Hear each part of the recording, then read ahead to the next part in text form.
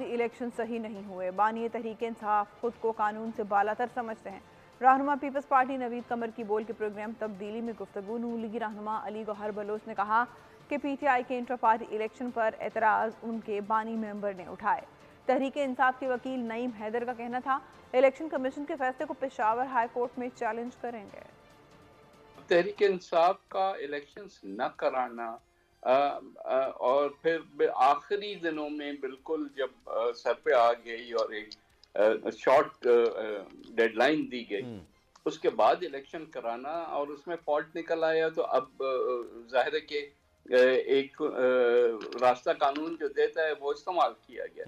अगर शुरू से चेयरमैन तहरीक इंसाफ का ये ना होता एटीट्यूड कि जी मैं कानून से बालातर हूं, जो इतराज हुआ है इनके इलेक्शन के ऊपर, वो इतराज हमने नहीं, इनके बानी रुकन जो है अकबर बाबर साहब, वो उन्होंने इतराज उठाया।